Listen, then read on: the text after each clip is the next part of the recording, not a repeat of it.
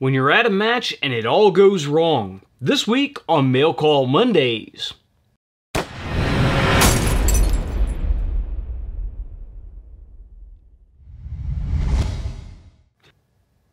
Mail Call Mondays is sponsored by Modular Driven Technologies. If you need a chassis system for your precision rifle, check out mdttac.com. I'm John McQuay with 8541 Tactical, and this is Mail Call Mondays, the show that answers your questions about precision rifles, optics, and equipment. Welcome to another Mail Call Mondays, and this Monday we are going to talk about the Guardian Long Range match at Frontline Defense in North Carolina that Sarah and I attended this last weekend. Now, this is Mail Call Mondays, but this is going to be probably a Friday edition if I'm able to get this out on the schedule that I have set. I didn't want to leave you guys without a video this week, but this has been a very hectic week. We shot the match on Saturday and Sunday. We drove back halfway on Sunday. We drove back the rest of the way on Monday. Then I had work on Monday and Tuesday and other stuff that I had to get to Wednesday. And we're filming this on Thursday with anticipation of actually publishing it on Friday. So as you see, I have had a pretty busy week. Now, if you have been paying attention to us on Facebook or Instagram or any of our social media, you notice that I didn't have the greatest match this weekend. Actually, even leading up to it, loading ammo on Thursday in preparation for our drive out on Friday, I ran into some difficulties. Now, the rifle that I had intended to shoot at the Guardian is sitting here in front of me. This is the Mega Arms Motton. It is the rifle that we built up, and we've talked about it a couple of times on the show. The specs of the rifle overall is it's a 24-inch, 6.5 Creedmoor Criterion barrel. This is a DPMS pattern AR, so it does run PMags in it. It's built off of a Mega Arms Motton megalithic upper and lower setup, and overall it has been a very good rifle. It's a very accurate rifle, and we've run all manner of factory and hand-loaded ammunition through it. Now, we did have a problem in the past with the bolt carrier group because we were running a standard pressure bolt carrier group in it, which had too large of a firing pin recess, and it was allowing the firing pin to pierce primers, and then that was causing gas cutting on the firing pin itself. To resolve that situation, we switched over to a JP high-pressure, low-mass bolt carrier group that has been working very well in the rifle. That solved our primer piercing issues and allowed us, if we want to actually run higher pressure ammo than we currently are running. I decided not to step it up. I decided to keep it at the current pressure levels because I like to have that little bit of safety room when the temperatures go up or when you're shooting in the rain. And that is where we come into the match. The Saturday, the first day of this two-day match at Guardian, it rained constantly. It rained for the entire day. We had a little bit when we were signing in and getting prepped before the match where it didn't dump on us, but after that it ranged from light misting to just straight downpour for the entire day until the end of the match on Saturday. Now, Sunday they went to a team match format, and we'll go break down the whole Guardian thing here a little bit later when I have Sarah here in the studio. The second day was a team match, so they took the top finisher on day one and the last place finisher on day one, and they teamed those guys up, and then second and second to last, etc., all the way down to the middle. So it was a really good chance for a guy that maybe didn't do all that great to get paired with a guy that did very well, and they can trade notes, and it allows the shooters in the second half a pretty good chance to improve. So that's a really great way to run a team match, especially with a match like this where it is a charity match. So fun times all together, but unfortunately I didn't actually make it to day two. In fact, I didn't make it to stage two. The problems I had with the Motton ended up being catastrophic and caused me to have to bag the gun up and withdraw from the match. Now, as I mentioned, my problems actually started on Thursday, and like most matches, I waited until the absolute last minute to load ammunition. The round count for the match was 140 rounds, and that was 140 rounds for me, and Sarah was shooting it as well, so 140 rounds for her as well.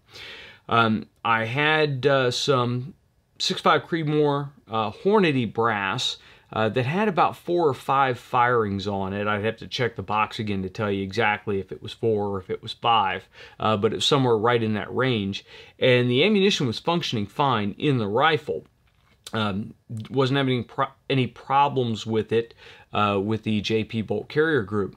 So I tumbled it, I deprimed it, cleaned up the primer pockets, did some trimming on it, got it all ready to load, and then I went through in order to prime it and started to notice that with the Lee hand priming tool I was using, it primed very, very easily, almost like there was no brass on the priming unit. So I stopped, took a look at it. A couple of cases I could actually tap the case on the bench and the primer would fall back out. So that is not a good thing at all. This is two different problems. First of all, Hornady brass is a little bit softer. A lot of guys are running into problems with getting any kind of longevity out of it at all.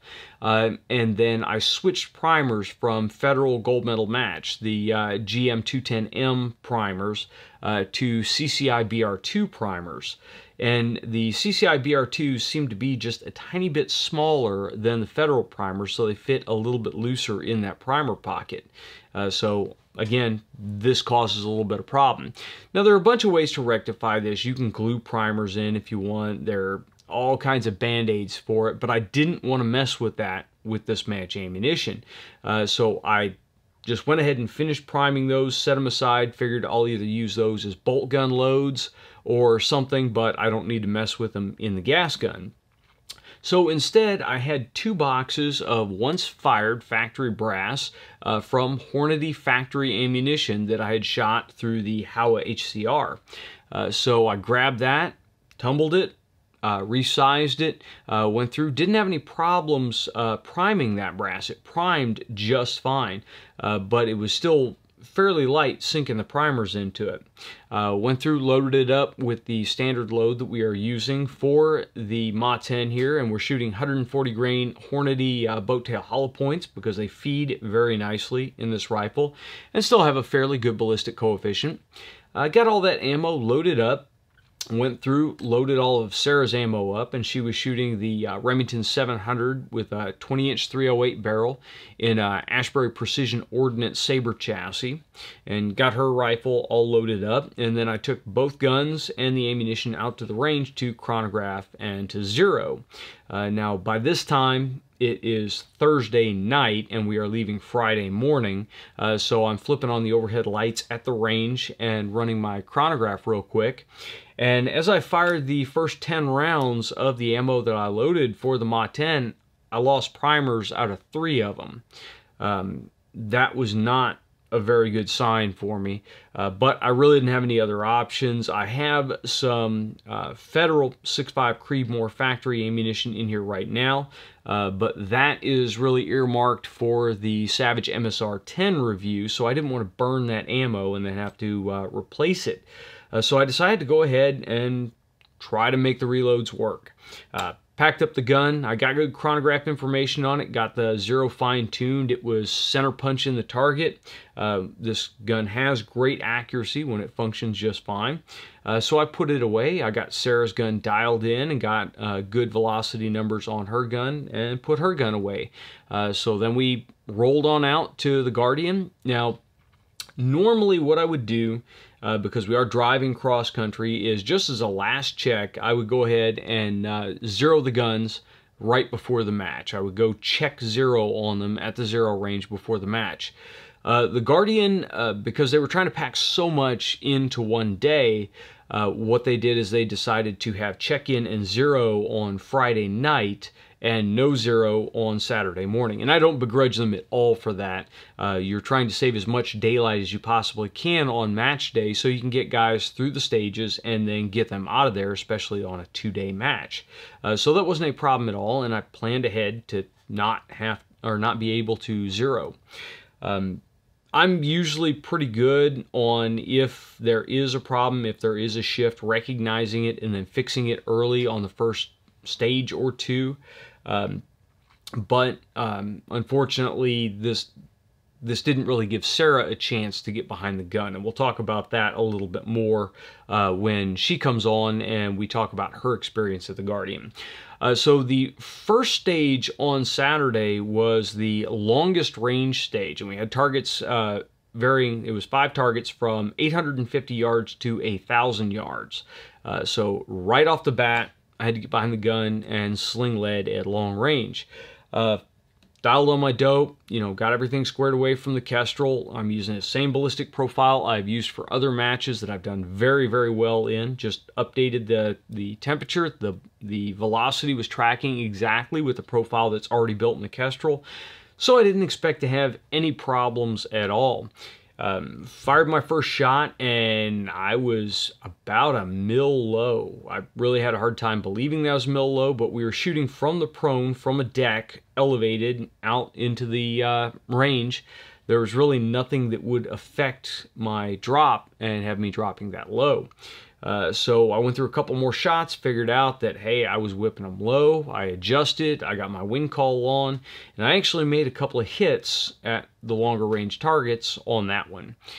But again, I noticed when I was picking up my brass that all of my brass, or almost all of it, had dumped the primers.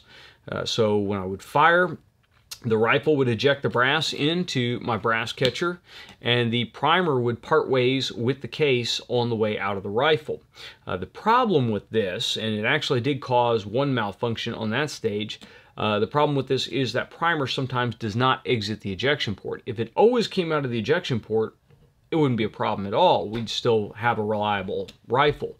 But very often, depending upon when the primer releases, the case is picking up that velocity, and the case head is the lowest velocity part of that whole ejection process. So when the primer falls out of it, very often the primer will fall right on top of the round stack in the magazine, and it will just sit there until the rifle goes to chamber that next round.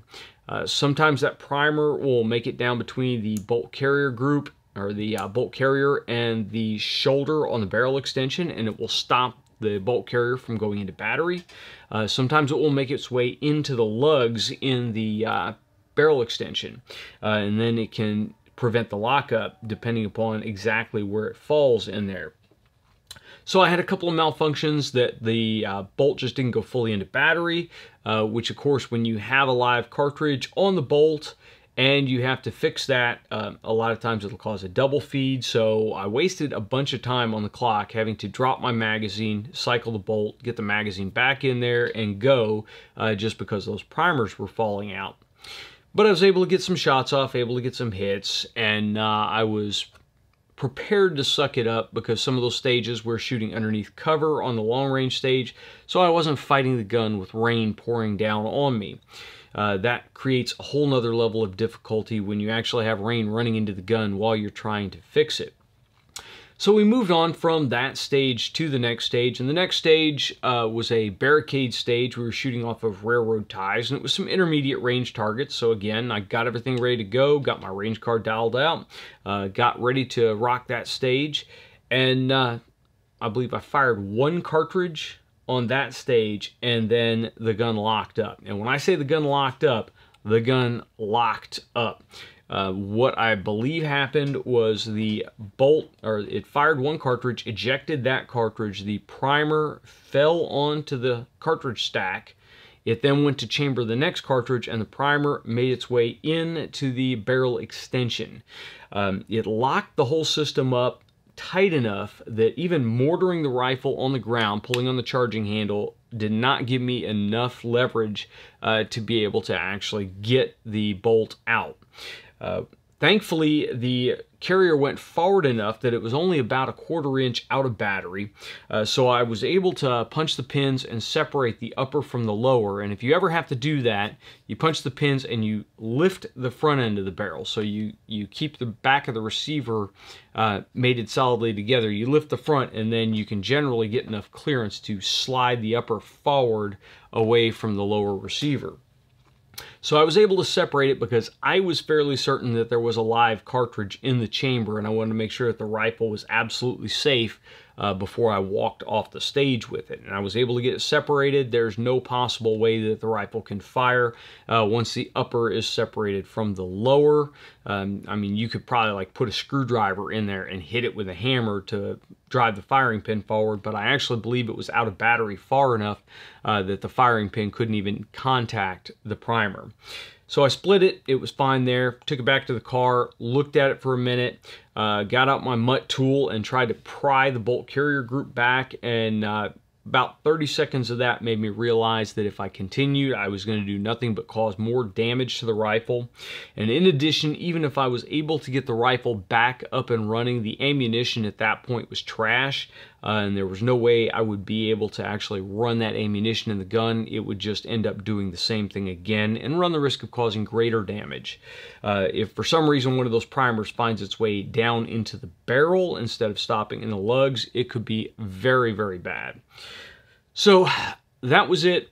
Took the gun, put the gun up, switched over to a support role, and then I just dedicated the rest of my time there to spotting for Sarah and helping to get her lined out and making sure that she enjoyed the match, and then also having fun with the other shooters. So my Guardian, although my gun went down, it was the worst possible finish I could have had. Well, I shouldn't say worst possible. I actually finished second from last, I believe, because there were some shooters that didn't get any hits at all, and I at least got 3 hits. But overall, I still absolutely enjoyed my time at the Guardian. It was wet, it was cold, it was rainy, it was muddy, but it's a match. You're around shooters, and I've told you guys before, but I can't stress it enough.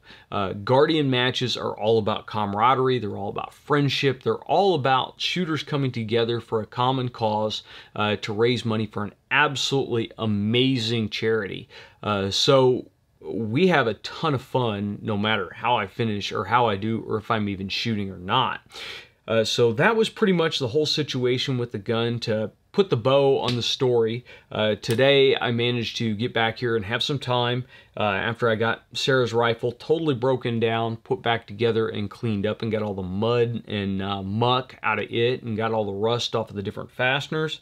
I turned to this guy and I stripped it totally down, took the scope off of it, clamped it upside down in a padded bench vise, and then used a brass punch and a hammer to tap the bolt carrier group back out.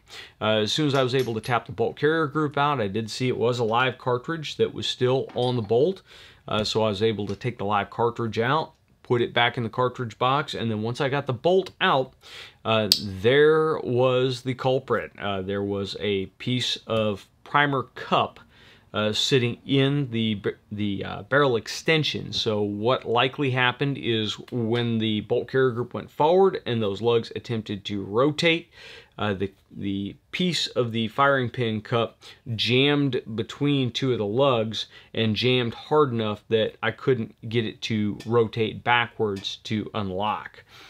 So no damage done to the actual rifle. It's just a huge pain in the butt.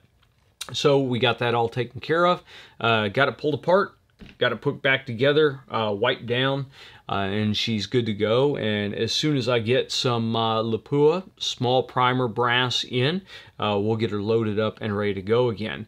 But I think I have gotten to the point where the Hornady brass is probably going to be left for the bolt guns and ditched on short order, and we will switch over to Lapua, and I would also like to try some of the Alpha brass that they have coming out for 6.5 Creedmoor, and we'll see how that performs going forward. Now, all was not lost, because especially on the second day when it stopped raining, the sun came out and I was able to get the good camera equipment out. Then I spent the rest of my time there actually shooting video and photos, and I think I got some good coverage for you guys that I will be able to post during our after action report that we're going to work on here shortly. So overall, I think that worked out just fine, and hopefully we got some good media to show you guys. But that was my catastrophe. in the Guardian long range match and how I turned lemons into lemonade and still had an absolute ton of fun. For all you guys that are watching this that I got a chance to shoot with or not shoot with and just hang out with, I absolutely love talking to you guys. We had a ton of viewers come up and say hi, tell me how much they love the show, and I absolutely love hearing that. I kept hearing stories and stories about how guys found us and then got into long-range shooting, and that is the whole purpose of the show.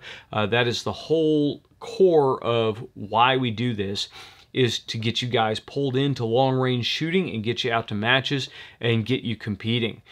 So if you guys have any questions about the issues that I had with the 6.5 Creedmoor Motton, how we resolved it, or the Guardian long range match in total, then please leave them down in the comment section below or send them to us on Facebook or Twitter. As I said, Friday, which is tomorrow, I'm going to have Sarah in the studio and we are going to try to knock out a Guardian after action report. And since she actually shot all the stages, we're going to bring her in and have her talk about her experience and what she liked and what she disliked.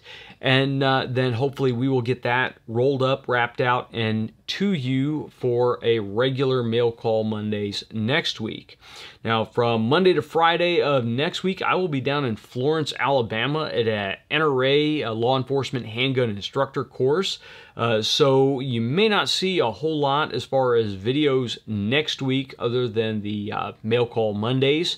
But I've got to get my NRA certification renewed, so I will be down there doing that. If any of you guys are down in the Florence area, then go ahead and drop me a comment, and maybe we'll get a chance to meet up, grab some drinks in the evening or something. I'd love to talk to you guys and love to run into any of you guys that are down around that area. So that is it for this Mail Call Mondays. If you have any questions or comments, leave them in the comment section down below or send them to us on Facebook or Twitter. If you're listening to us on your favorite podcast app, you can send questions to us at 854-1tactical@gmail.com. And until next time, get out and shoot. Real quick, for those of you guys that are going to ask, and for those of you guys that care, the camera that I did use for most of the Guardian on the second day is a Panasonic Lumix G85. This is a great camera for run and gun video. It does shoot full 4K in 24 frames per second. It'll shoot 1080 up to 60 frames per second. It has a 12 to 35 millimeter lens on it. It is weather sealed, so if I get a little bit of rain, then it's not that big of a deal, but I didn't want to get it out in the pouring rain on Saturday, so most of the Saturday footage is with an iPhone, which of course does shoot 4K video, so that works out really well for us. But this little Panasonic G85, you can get it with the 12 to 60 millimeter kit lens for about $1,000. I think the prices are coming down on them now. This is a little bit more expensive lens I have on here. But the dual IS built into this camera means that I can hand hold it and get really rock steady shots. So it allows me, when we're running around on the ranges and running around during the matches, to get some really good shots. Now, I say rock steady. It's not really rock steady. It's not like it's sitting on a tripod. It still has the handheld look to it, so you get a little bit of an organic flow to it. But you don't get that really jittery handheld look that very often unstabilized footage is, and it's really, in my opinion, unusable. So the dual IS in this guy works really, really well, and I'm able to get some great footage with it on the fly. So I just wanted to throw that out there because I know a lot of you guys are interested in the camera equipment that we use, and that is the main setup. I don't have it on here right now while we're sitting out here, but I also will usually run a Rode Video Micro on here just to get that ambient sound with a big furry wind muff on it. And everybody was asking, what's that thing on your camera? Well, if you ever see me out shooting and there's a big furry thing sitting on top of my camera, it's just a wind muff to cut down the rumble of the wind when we're shooting. So that is the camera that I use when I'm out shooting most matches.